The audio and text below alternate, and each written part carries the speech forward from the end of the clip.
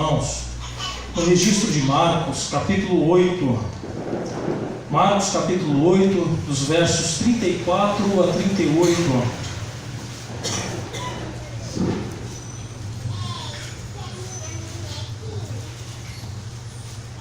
Amém?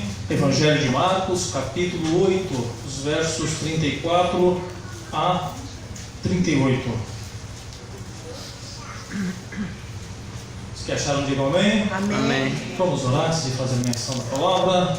Graças te damos, Senhor, por suas misericórdias, por sua graça, por seu amor que é infinito.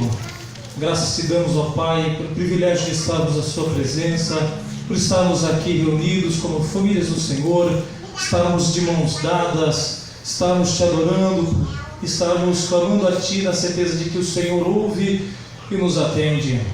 Obrigado, Senhor, porque estamos encerrando esse ano e quantos já partiram este ano, mas aprova o Senhor nos manter em vida. E é pensando nisso, Pai, que temos a certeza de que se estamos aqui nessa noite, se estamos vivos, é porque os planos do Senhor, é porque os seus projetos estão em pé, estão em cursos, e diz a sua palavra, não podem ser frustrados. Senhor, Pai, hoje nos abençoe, estamos diante de Ti e da sua palavra que é poderosa para nos corrigir, para nos instruir, para nos direcionar, para nos levar para o céu. Sua palavra que pode gerenciar em nós uma nova vida, pode gerenciar em nós bênçãos, Pai, que geram frutos para a vida eterna. Pai querido, que possamos ser preenchidos essa noite, possamos nessa noite termos, Pai, verdadeiramente razões para lhe render graças, e que mais uma vez a sua palavra nos leve a sermos melhores como servos teus, como cidadãos do céu. Obrigado, Pai, por tudo que o Senhor já nos deu esta noite e que o Senhor fará em nossas vidas, em nome de Jesus. Amém? Marcos capítulo 8, versos 34 a 38. Eu vou ler, os irmãos, acompanhem por favor. Diz assim: Então, convocando a multidão juntamente com seus discípulos, disse-lhe: Se alguém quer vir após mim, a si mesmo se negue, tome a sua cruz e siga-me. Quem quiser, pois, salvar a sua vida, perdê-la-á. E quem perder a sua vida por causa de mim e do Evangelho, salvá-la-á. Que aproveita o homem ganhar o mundo inteiro e perder a sua alma? Que daria um homem em troca da sua alma? Porque qualquer que nesta geração adúltera e pecadora se envergonhar de mim e das minhas palavras, também o Filho do Homem se envergonhará dele, quando vier na glória de seu Pai com os santos anjos. Bem, palavra, né? Para um culto de virada, né? Um último culto. E na verdade, a gente que prega, a gente que ora, eu já perdi aquela neura, né? Quando a gente pregava, a gente que prega desde a adolescência, de ficar colecionando esboços em casa, né? Estudando e colecionando, a gente mais se relaciona com Deus, se relaciona com a sua palavra, e a gente ora, perguntando a Deus o que Ele quer que nós falamos, para que de fato seja a boca de Deus a falar e não nós. E de uns tempos para cá, isso tem nos preocupado, porque a gente tem recebido mensagens que não parecem apropriadas para o momento, mas temos convicções que é Deus que está falando. Então eu tenho certeza que Deus tem uma palavra para nós essa noite. A gente teve uma experiência esses dias atrás com os embaixadores, tinha uma festa de aniversário, uma comemoração, eu alegre, uma mensagem pronta para o aniversário. Eu sou muito temático, né? Se você tiver aí um chá de cozinha e precisar de um pregador para o chá de cozinha, eu tenho uma mensagem para chá de cozinha. E eu gosto de lidar com temas, fazendo um bolo do embaixador, 4 da manhã, eu comecei a chorar na cozinha e me veio uma mensagem. Eu disse: Senhor, não há uma mensagem para um culto de aniversário, mas Deus falou grandemente naquele encontro. Então são experiências que a gente vem tendo, e eu estou notando também que os nossos queridos irmãos, companheiros que estão pregando, estão também nessa direção, e as mensagens, não só dessa igreja, mas de pregadores sérios, não parecem tão apropriadas para o nosso tempo, parecem não tão não é aquela mensagem tão bacana de se ouvir, tão gostosa, né, de se apreciar, como a gente já vem numa afluência da igreja brasileira, mas precisamos dar ouvido ao que Deus está falando. E estando num período de férias agora com a minha família, mesmo estando num período de férias, estando longe, né, estando brincando, falando com Deus sobre esse dia, sobre essa hora, e vindo de viagem para cá, eu vi essa mensagem ela brilhou no meu coração, eu via, alguém falava ela para mim, e pensando nessa noite, né, o Espírito Santo falou para mim que não era só para essa noite, era também, tinha um propósito com os embaixadores, e a gente ontem trabalhou e trabalhamos bastante o último versículo aqui, o versículo 38 com a embaixada, nosso último encontro, e ainda hoje essa palavra, né, e acredito que eu não sei só para mim, eu acredito que Deus tem um plano, porque, irmãos, como já foi dito, e é dito pelos nossos amigos que mandam mensagem pelo WhatsApp, o que se ouve falar nessa época, essa época de virada de festa, são desejos, são palavras de ânimos, né? São palavras que desejam prosperidade, paz, saúde, são palavras que incitam em nós vida melhor, vida plena, vida livres de problema, vida 100%, né, em felicidade, mas esquecemos do principal projeto. Foi cantado aqui que o maior projeto é Cristo, nosso maior plano, nossa maior vida. E olhando o contexto dessa passagem, acho que se casa muito com o período que nós estamos vivendo.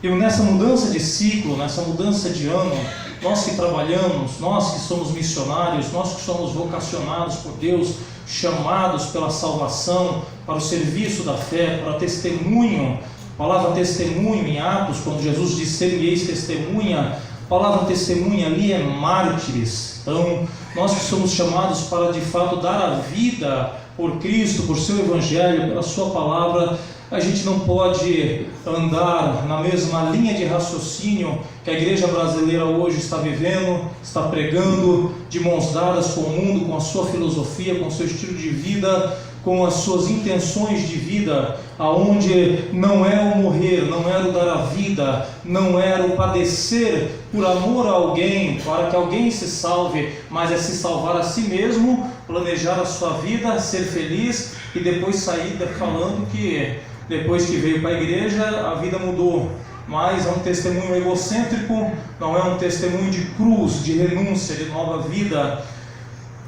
E eu até postei hoje no WhatsApp que o tema dessa noite seria isso, encarando essa realidade, assumindo aquilo que Jesus assumiu na sua caminhada. Bem, nós começamos a ler do verso 34, mas o assunto em geral, ele começa aqui do verso 27, no verso 31, Jesus entra de fato, ele mergulha no assunto que ele falou, e ele fala do verdadeiro propósito de Deus para ele. O propósito de Deus em enviar o seu Filho, fala aqui algo pesado, fala que, olha, era necessário que o Filho do Homem sofresse muitas coisas. O propósito de Deus para o seu Filho amado, para o seu único Filho, era que ele sofresse muitas coisas, era que ele padecesse, era que ele de fato desse a sua vida. Mas quando a gente entra no verso 34, no verso 34, o Filho agora está expondo qual é o desejo de Deus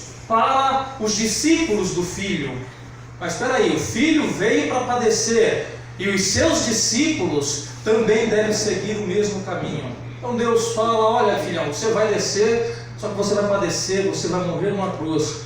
Só que tem uma coisa, você tem que falar também para os seus discípulos, para a igreja que vai surgir após você, para um povo que vai se achegar a essa graça, que também o caminho deles também é assumir essa condição de renúncia, essa condição de dar a vida, essa condição de cruz. Só que quando a gente olha pelo ponto de vista carnal, pelo ponto de vista do mundo, pelo ponto de vista dessa ortodoxia generosa, dessas novas unções, novas fés, novas vidas, novos tipos de cristianismo, modismos e tantas coisas mais, que a igreja engoliu a igreja na Inglaterra, na América do Norte, e está querendo engolir a igreja aqui no Brasil também, essa unção do caicai, do riso, do sopro, do tombo, dos milagres, no mínimo duvidosos, de profecias também que não concordam com a palavra de Deus. Então esse tipo de cristianismo, esse tipo falso de cristianismo, não é o cristianismo do Cristo verdadeiro, mas é um falso cristianismo. Eu acho interessante, irmãos, porque a proposta de Jesus aqui, quando ele chega, ele não convoca só os seus discípulos, ele convoca aqui uma multidão, e eu tenho certeza que dessa multidão que Jesus convocou, eu e você fazemos parte dela, por isso estamos aqui, estamos ouvindo a sua voz. Então, quando ele convoca uma multidão, não se atém só aos seus discípulos, ele tinha esse propósito, quando ele disse: olha, se alguém quer vir após mim. Primeiro detalhe, irmãos, da chamada de Cristo é essa aplicação do versículo, quando se alguém quiser vir, né, essa condicional, quando você traduz no original, ela implica a uma condição de decisão. Ou seja, quando nós vamos para o Evangelho, quando a gente vai para o caminho de Deus, quando nós vamos servir ao Senhor, nós precisamos calcular. Eu, por exemplo, estou para passar por uma experiência um pouco tanto dramática aqui na igreja, fazer uma reorganização dos embaixadores do rei. Um departamento tão forte, tão bem organizado, tão grande, precisa ser reorganizado. Por quê? A maioria dos garotos que, mesmo sabendo, mesmo conhecendo todo o plano da salvação, mesmo conhecendo quem é Deus, o seu propósito, a sua vida, o que ele fez, o que ele faz, o que ele foi, o que ele é, não tomam uma decisão. Então é necessário recalcular. Peraí, você quer vir para a igreja só para brincar, jogar ping-pong, tomar refrigerante? Não, nós precisamos calcular. Essa decisão é exposta nesse versículo, ele diz: olha, se alguém quiser vir, precisamos tomar uma decisão. Primeiro relacionamento com esse ensinamento, com aquilo que Jesus fala, qual a decisão que nós estamos tomando? Preciso calcular. Eu não sei o que você veio fazer aqui na igreja, não sei o que te traz aqui, se verdadeiramente foi a salvação, foi o encontro real com Cristo, ou por causa de uma sociabilidade, de eventos, de coisas que acontecem e que chamam a sua atenção. Isso é muito comum. Dizem que a igreja brasileira cresceu, dizem que nós já somos, segundo algumas estatísticas, quase 30% da população. Eu não acredito nisso, porque um país corrupto, uma igreja tão corrupta, um evangelho tão mentiroso, pessoas que cada vez mais dizem: olha, não vende fiado para crente, porque crente não paga. Esses ditos e outros ditos que nós vemos no mundo aí fora, o que se vê da igreja, é impossível que seja uma igreja verdadeira, mas o que se cresce em si são o índice de simpatizantes, pessoas que gostam da Aline Barros, gostam do Thales Roberto, gostam do Silas Malafaia, gostam de alguns tipos de pregação, gostam de campanhas, gosta de movimentos, orações no monte, gosta de mandingas espirituais, onde se dá o nome, se dá o copo com água, se dá a camisa, se dá a foto, porque a fé dele está em coisas, em pessoas, e só resulta na questão material, no eu, no agora, no meu prazer pessoal, e não a renúncia real com Cristo. Mas quando a gente vem, o chamado de Cristo calcula. Por quê? Quando Jesus fala: olha, quem quiser vir após mim, negue-se a si mesmo e tome a sua cruz, entre tantas verdades aqui que pode ser dita vem, calcula, se decide, porque eu não sou mentiroso. Quando você vai a Cristo, quando nós viemos a Cristo, nós encaramos a verdade plena. Jesus não nos enganou, Ele não nos prometeu nada politicamente correto, não nos deu promessas de riquezas, não nos deu promessas de isenções de problemas, de isenções de doenças e de coisas que nos desagradem. Vai na contramão do diabo, que promete para mim, promete para você, e prometeu para o próprio Cristo na tentação do deserto uma vida boa, prazeres imensos, riquezas da terra e tantas coisas que chamam a atenção dos homens desde a sua antiguidade. Jesus Ele não nos enganou quando Ele nos chamou. Há um hino do grupo Logos que diz que quando Ele me chamou, não fez promessas humanamente convincentes, Humanamente falando, nada nos convence e nada nos chama a atenção para estar aqui. É por isso que é chamado de nova vida, uma nova trajetória, um viver espiritual, um ponto de vista que não se vê lá fora. E Jesus disse: olha, se alguém quiser vir após mim, quando ele fala se alguém quiser, essa condicional é Cristo chamando a nossa atenção hoje para que de fato a nossa decisão em estarmos aqui seja uma decisão firme. Estamos virando o ano, e quantas pessoas viveram esse ano de 2017 numa gangorra? Vem esse mês para a igreja, outro mês não vem, esse mês toma ceia na igreja, o outro mês não toma. Para que ir para a ceia? É só um simbolismo, é só um pedaço de pão, é uma coisa simbólica, não gera salvação. Mas espera aí, precisamos ter uma decisão firme, irmãos. Agir por convicção, agir por certeza, não agir por sentimentos, por coisas que nos movem, por fotos do WhatsApp, mas viver por convicção. Então Deus está chamando a nossa atenção. Nós vamos entrar esse ano firme, convictos, com passos firmes, e o Cristo que nós servimos fortalecerá os nossos passos. Amém? Amém? Amém. Se alguém quiser vir após mim, negue-se a si mesmo. Hoje eu trabalhando com os meninos aqui, embora eu trabalhei o verso 38, mas eu tive que entrar nesse assunto, porque o negar-se a si mesmo, irmãos, como é complicado. Eu disse para eles um pouquinho do liberalismo que acontece no mundo. Em 1990, 2 homens se beijaram na boca de forma extremamente explícita no Fantástico, em um clipe da Rita Lee.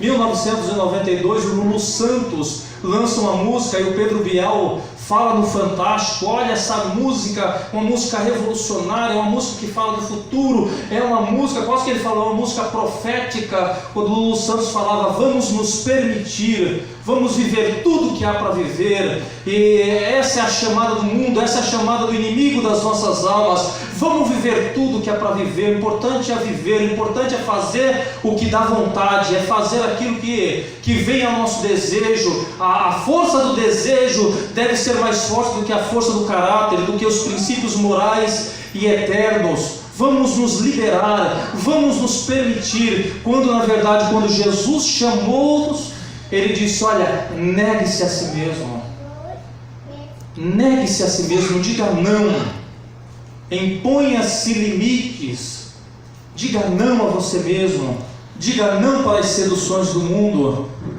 E aí Jesus assume a cruz. Ele disse: tome a sua cruz. Quando ele fala isso, ele está assumindo a cruz, ele está assumindo a condição, e ele está chamando para que a gente também assuma essa condição. Agora, irmãos, a gente precisa entender: negar-se a si mesmo é dizer não para os prazeres. Mas quando eu falo prazeres, precisamos entender essa questão do prazer. Porque, por exemplo, eu passei por uma semana maravilhosa de muito prazer. Há quase 10 anos eu não viajava com a minha família, e pude viajar com a minha família, ver minha esposa alegre, ver minha filha correndo alegre, ver minha filhinha correndo, ver o meu filho aqui correndo. Eu que morro de medo de altura, ele: não, pai, vamos lá em cima, a gente tem que ir no mais alto. Aí vai no mais alto, quase desce, a alma fica. Mas são momentos, são prazeres. Não é desse prazer, não é do seu prazer familiar, não é o prazer que você tem com a sua esposa, não é do prazer que você tem com seus filhos, não é do prazer da satisfação de você que trabalhou, que lutou, que economizou e hoje pode reformar a sua casa. Minha mãe, ela parece que ela troca de casa todo ano, ela muda a pintura, muda a capa do sofá, muda a mesa, muda quase tudo. É prazeroso isso. Para quem está conquistando, quem conseguiu comprar o carro, não é desses prazeres, mas é um prazer pecaminoso. É aquele prazer que faz de você uma pessoa extremamente egoísta, onde só vale o eu. Quantos hoje, nessa virada de ano, vão passar em cultos como esse? Algumas igrejas, como a da minha mãe, Assembleia de Deus, algumas delas ainda têm a tradição de fazer o culto até meia-noite. E vai ficar até meia-noite na igreja. Na igreja ele abraça Deus, abraça os anjos, mas quando ele chega em casa o bicho pega. Toma chopp, uísque, vodka, champanhe, vinho. O Guaraná vai ficar tudo para amanhã, para terça, sobra tudo. Músicas das piores, das mais esdrúxulas possíveis. Músicas que pregam sexo explícito, sexo bestial, adultério. Pessoas que venderam a alma para o diabo. São esses tipos de prazer. Pessoas que não sabem dizer não. Passou na televisão, ele fica hipnotizado. Ele chega em casa, ele acessa a internet, ele fica hipnotizado. Quando Jesus disse, olha, nós precisamos assumir a cruz, eu acho interessante, porque o evangelista Lucas, ele fala com mais detalhes. Ele fala, negue-se a si mesmo, dia após dia, tome a sua cruz. Essa disposição mental, essa disposição emocional, essa disposição espiritual que nós temos que ter ao acordar todo dia de manhã, eu vou dizer sim para Cristo. Eu sou uma pessoa extremamente social, eu amo redes sociais, eu amo WhatsApp, status, Facebook, eu amo isso. Eu falo com muita gente, às vezes eu ando na rua, parece político, né? Eu vou no mercado e volto em 2 horas, tem que ficar parando de esquina em esquina para conversar com a turma. Mas mesmo na nossa roda de amigos da empresa, as pessoas têm que saber quem somos, pelo nosso não, por dizer não a certos tipos de conversa. Na empresa onde eu trabalho, há vários grupos de WhatsApp, eles falam, Baceto, nós não vamos colocar você aqui porque tem muita besteira, e eu falo, obrigado pelo carinho, obrigado pelo respeito, obrigado por saber quem sou, mas no meu WhatsApp tem muito grupo de oração, tem muitos grupos evangélicos. Se você quiser eu posso te adicionar, você pede oração. Nós temos um grupo aí, o grupo das 3 da madrugada, todo dia às 3 da madrugada, eu já falei para mudar o nome, que são todo bando de hipócrita, porque ninguém acorda às 3 da madrugada, eu só acordei o primeiro dia. Mas a intenção é orar de noite, acordar mais cedo e orar, né? Eu falei, nós temos esse grupo de oração, e é bom quando as pessoas entendem pelo nosso não, pela nossa posição, assumindo o que Cristo assumiu quando Ele esteve aqui na caminhada. E na nossa caminhada, vamos assumir isso também, irmãos. Vamos assumir a vida do nosso Mestre. Vamos entrar neste ano de 2018, tomando a decisão de sermos mais firmes em Deus, com os nossos propósitos mais firmes. Às vezes a minha mãe, meu pai, até a minha esposa fala, puxa, mas você vai lá na igreja de novo, você tem mais coisa para fazer. Deus cuida tão bem de nós quando nós nos entregamos totalmente a Ele. Ontem eu dei meu testemunho aqui e falei, olha, o chão que eu piso hoje não é meu, mas é de Deus. Nos entreguemos totalmente ao Senhor. Mas Ele continua aqui, irmãos, quando Ele fala, olha, negue-se a si mesmo, tome a sua cruz. Jesus está nos chamando para verdadeiramente viver uma vida de poder, porque é necessário ter poder de Deus na vida para dizer não. Provérbios 16:32 diz que é mais forte uma pessoa que controla as suas emoções e as suas compulsões do que quem conquista uma cidade toda. Algumas traduções está o seu ímpeto, né? E a nossa tradução está que controla o seu coração, do que aquele que conquista uma cidade toda. E não é difícil ver pessoas conquistando uma cidade toda, mulheres se expondo exageradamente. Aí você vê lá no Facebook lá 1000 curtidas. Não é difícil hoje conquistar uma cidade toda. Difícil é dizer não, mas Deus, Ele quer te revestir de poder para que de fato você diga não. Eu tenho certeza que nós vamos sair mais fortes aqui nessa noite. Amém? Amém. E aí ele fala do verso 35 até o 37, ele fala o seguinte: quem quiser, pois, salvar a sua vida, perdê-la-á. Quem quiser perder a sua vida por causa de mim e do Evangelho, aí sim salvar-la-á. Que aproveita um homem ganhar o mundo inteiro e perder a sua alma? Que daria um homem em troca da sua própria alma? Bem, irmãos, eu acredito que quando Jesus citou essas palavras para os discípulos, eu sei que isso é um problema da humanidade, mas parece que Jesus olhava claramente essa época que a gente vive, porque a gente faz essa jogada: o que eu vou ganhar? O que eu vou perder? Onde eu estou ganhando? Onde eu estou perdendo? Onde eu chego com isso aqui? Eu, por exemplo, eu sou sincero em dizer, Quando eu casei, minha mãe não queria que eu casasse com a minha esposa de jeito nenhum, porque era de uma família pobre e tinha uma outra família que a menina gostava de mim, que era de uma família rica. As pessoas têm isso, mesmo dentro da igreja. Você não vai ganhar com isso, você vai perder. Eu falei, mãe, pelo amor de Deus, menina, primeiro que é feia que dói. Segundo, minha mãe não sabia de um detalhe, que eu orava, pedia a Deus. Segundo, que aquela família rica, tão soberba, tão cheia de tantas coisas, passaram pela triste experiência da falência. E hoje, perderam tudo. Os filhos trabalham de ajudantes em empresas, o marido trabalha de ajudante na padaria, e a mulher passa por tratamento de depressão, e isso já tem longos anos. O ser humano, ele cai nessa jogatina, o que eu vou ganhar, o que eu vou perder. Um missionário, em 1956, ele foi martirizado no Equador, missionário Jim Elliot. Ele diz, tolo ou burro, né? Não é aquele que dá o que não se pode garantir, mas receber aquilo que jamais poderá se perder. Então não é burrice, não é tolice entregar aquilo que você não pode garantir. O que você não pode garantir? A sua vida eterna. Nós não damos conta. Se Jesus chegar hoje e dizer, toma, te vira, o problema é teu agora, irmãos, aonde vamos? Aonde chegaremos? Aonde vamos parar? Mas quando a gente sai dessa jogatina de, olha, o que eu vou ganhar, o que eu vou perder, preciso comprar um negócio, eu ganho quanto, eu perco quanto, Jesus traz essa realidade do reino para nós. Olha, aqui para ganhar tem que perder, aqui para ganhar tem que se entregar, aqui para mandar tem que servir, aqui para subir tem que descer, aqui para ser exaltado tem que se humilhar. Essa contramão da ideologia mundana, essa contramão da ideologia terrena, carnal e pecadora, faz parte do reino de Deus.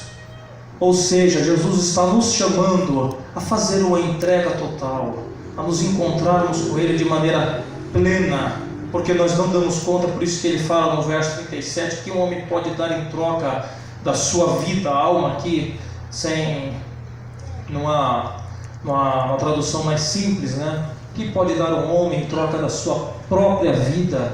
Nós não damos conta, mas um chamado de Cristo a nós entregarmos a nossa vida por completo a Ele.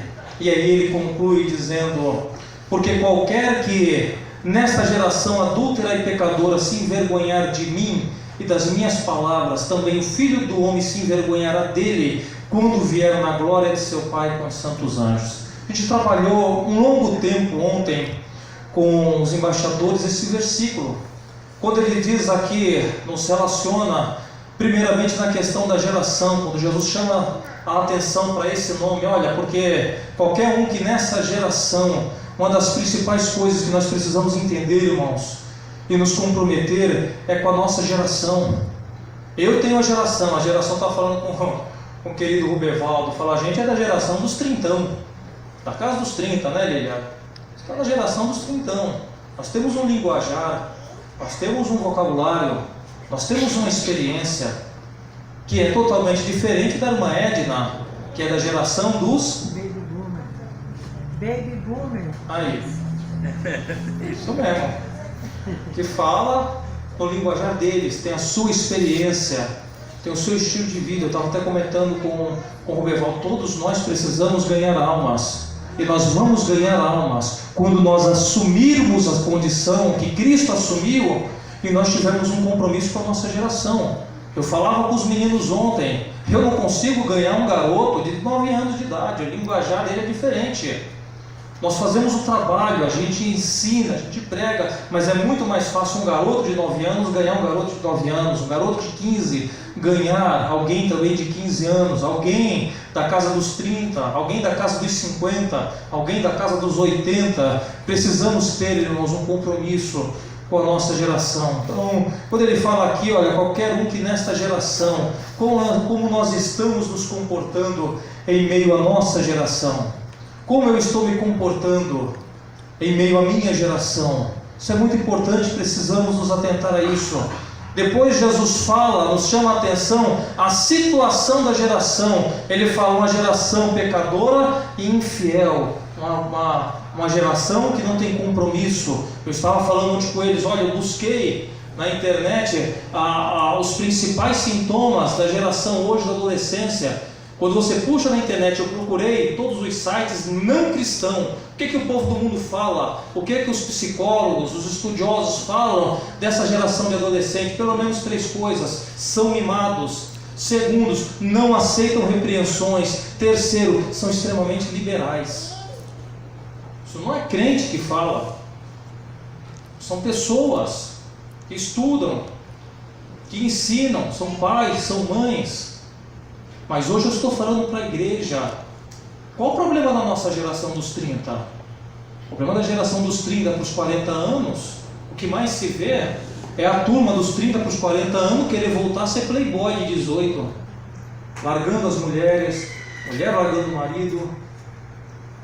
O maior índice de divórcio está na casa entre 30 a 40 anos. É onde a vida se estabiliza, é onde a mulher conseguiu fazer a sua faculdade, ela não precisa do marido. E o marido também tem o seu salário bom, para que ficar compromissado com a mulher? Vai cada um começa a se distanciar, e aí é lógico, né? Para que ficar com uma mulher de 30 se eu posso ficar com uma mulher de 20 e vice-versa? Qual o problema da geração da terceira idade? O problema da depressão. Terceira idade.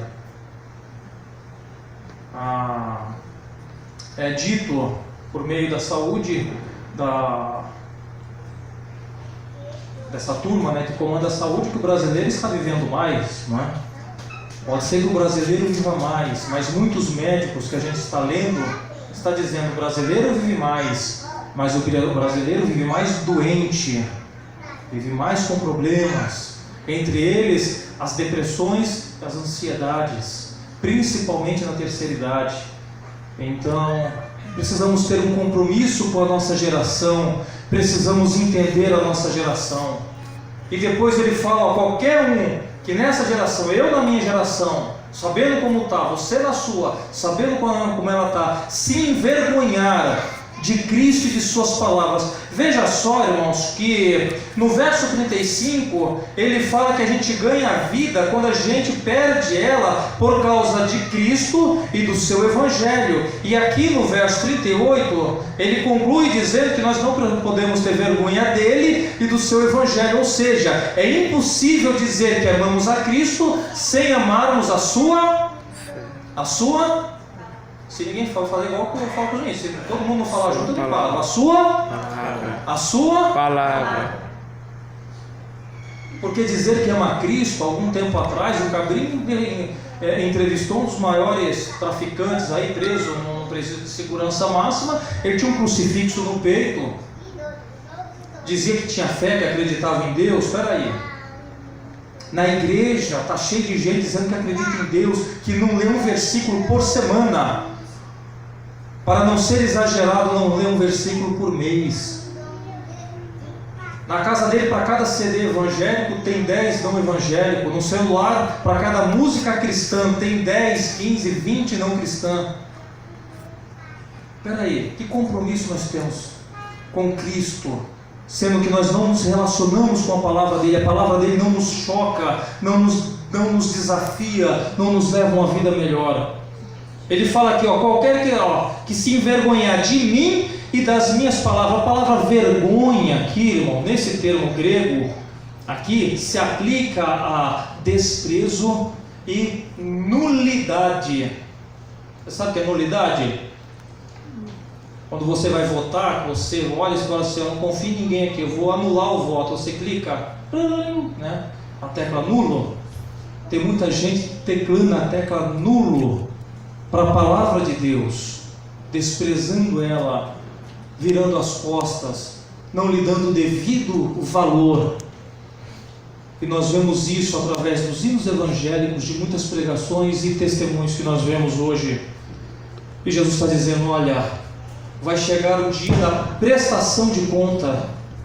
Nós não sabemos se esse dia de prestação de conta vai ser o dia que ele vir, ou se vai ser o dia que a gente vai. Mas vai chegar o dia da prestação de contas. No dia da prestação de contas, assim como nós viramos a cara para Cristo e para a sua palavra, Ele também vai virar as costas para nós. Então não sejamos pessoas que desprezam a palavra do Senhor, mas tenhamos orgulho por ser quem somos, orgulho pelo Cristo que nos deu a nova vida, orgulho por fazer parte da família de Deus. Nós jamais envergonharemos a palavra do Senhor, o testemunho da fé, o testemunho de Cristo, se nós assumirmos com toda a convicção aquilo que Cristo assumiu carregar a cruz. E já dizia vários pregadores que se não se tem uma cruz nas costas, pode ter certeza que não se tem também um Cristo real no coração. Para se ter Cristo de verdade em nossas vidas, precisamos ter uma cruz em nossas costas. Sejamos esse tipo de cristão. Vamos mudar o rótulo. Que sejamos esse tipo de discípulo que Cristo espera. Que as pessoas olhem para a igreja, que é o corpo de Cristo, e vejam de fato Cristo em nós. Veja a vida de Cristo. Veja o prazer. Nós já falamos há salmos, como os salmos de lamentos na Bíblia, que nos expõe não um Cristo milagreiro, como é exposto na igreja neopentecostal hoje, mas um Cristo que louvava a Deus em meio às tribulações, em meio às contrariedades. Hoje, na hora da contrariedade, a gente desvia da igreja, a gente xinga a igreja, a gente fala mal da fé, a gente pergunta para Deus por que eu estou passando por isso, onde é que está o Senhor, cadê o meu dinheiro, cadê o meu dízimo, cadê a minha oferta, cadê os cargos que eu tenho?